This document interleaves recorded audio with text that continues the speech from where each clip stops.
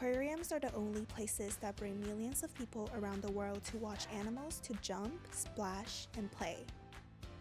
One reason aquariums aid in conservation is because they provide a place for people to see what the marine world has to offer.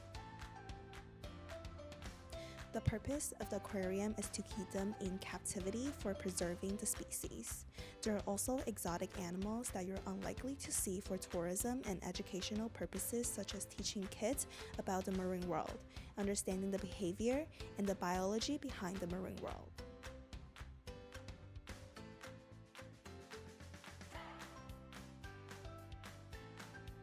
Aquariums such as SeaWorld, Sea Aquarium, and Marineland draw in billions to North American economies. Accredited zoos and aquariums contributed more than $22.5 billion to U.S. economy in 2018. Aquariums support over 19,000 jobs and they bring in more than 183 million visitors and tourists annually.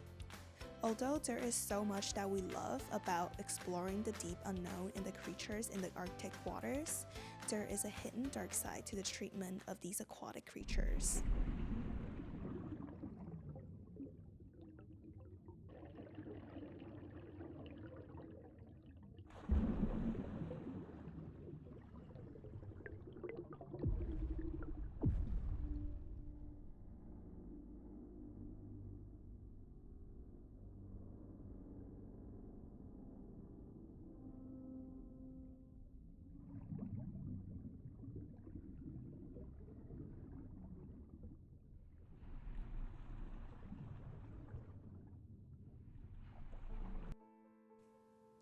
Over 183 million people visit aquariums such as SeaWorld, Sea Aquarium, and Marineland annually. What visitors don't realize is behind the glass, the animals are suffering from isolation, pain and fear-based training, and a poor replication of their natural ecosystem.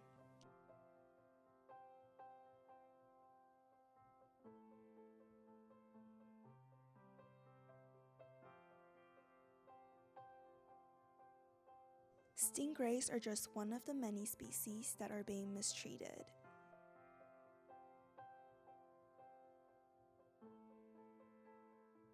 This is Lolita, a member of a highly endangered species of orcas. She was one of the 90 orcas that were forcefully corralled into nets and one of the 7 that were abducted that day to be sold to marine parks.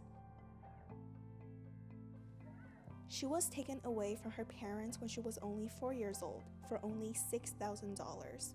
She was sent to be held captive at Miami Sea Aquarium and has since spent her whole life confined in a tank that is 2% the size of her natural habitat. As a result, Lolita got sunburn and blisters. Lolita has also been without companionship with any member of her own species since 1980 when her tank mate Hugo died from ramming his head into the tank wall. Repetitive harmful actions are a common zoochosis behavior in captive animals. Customers, being one of the main stakeholders in the aquarium industry, go to aquariums for educational and entertainment purposes. Kids learn about biology, zoology, chemistry, environmental science, responsibility, respect for creatures, and implications of their actions. Although there are all these positive impacts, the exposure to animals in such poor conditions can also lead to a lifetime of misinformation on marine life and their living conditions. In this industry, it's not uncommon for animals to have subpar living conditions. Not only can enclosures be less than 200,000 times the size of the animal's natural habitat, but water conditions are also unhygienic. As a result, plenty of animals have skin breached and thrashed wildly, skin falling off in chunks, darkening of the skin, and loss of appetite. Trainers use pain-inducing sounds to train dolphins. In terms of Lolita, she gets little stimulation and no chance to initiate meaningfully. In general, orcas that are left in tanks often suffer from sunburns and blisters. Even if the conditions for the animal were normal, animal-visitor interactions can be mentally and physically damaging to their well-being. It often requires premature training, which includes separation from mothers, physical restraint, and pain and fear-based conditioning. Baby animals are often used in photos since they are less prone to be aggressive because of isolation at birth. There is way more going on behind the glass in international markets. Although the aquatic tourism industry generates approximately $124 billion in gross domestic product and lots of smiles for tourists, it's at the cost of the animals' lives. Global demand is leading to the more inhumane treatment of these animals. The number of ocean theme parks in China jumped from 39 in 2015 to 76 in early 2019. Russia has also been caught selling orcas to China. The market is indefinitely growing larger, especially in East Asia. The market for aquarium equipment has experienced stable growth in recent years. Although the market for aquarium equipment in European countries, Japan, and United States are relatively mature, the market for aquarium equipment in developing countries such as China or India is relatively small, but is increasing more rapidly. Alternatively, there is now a shift towards using technology such as augmented reality and virtual reality. With all the advantages that aquariums bring us, one company is thinking outside the box. The Landmark Entertainment Group's answer is using VR to create a PETA-approved virtual and interactive aquarium in China. Augmented reality and virtual reality are both top trends in the hologram industry. They can provide alternative technological methods to educate and provide safer and more engaging experiences without having to sacrifice an animal's life. By using AR and VR, institutions can provide a safer and closer real-life experience. Additionally, there will no longer be a need to keep animals in captivity for extended periods of time. In particular, 7D holograms are becoming more popularized in entertainment. 7D holograms allow you to become fully immersed in an all-dimensional story. Holograms in AR and VR are projected to grow by 28.4% between 2019 and 2024. The market saturation is low and there are only a few dominant players. It is the fastest growing market in the Asia Pacific and has the largest market in North America.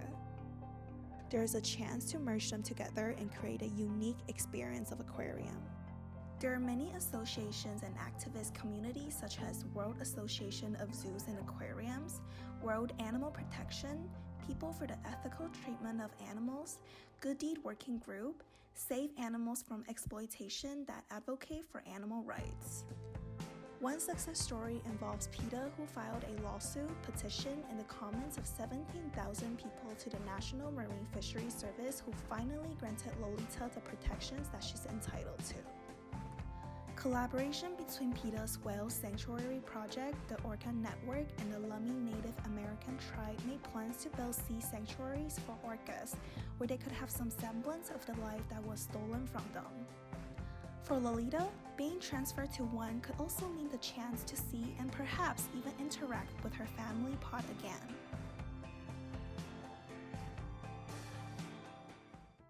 How can you help?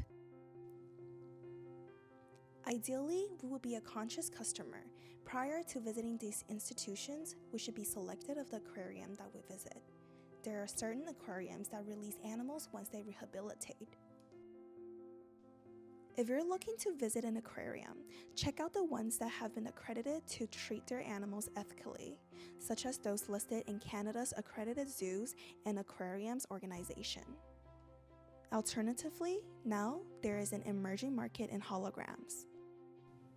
So how are you going to ensure that there will be future generations of aquatic animals?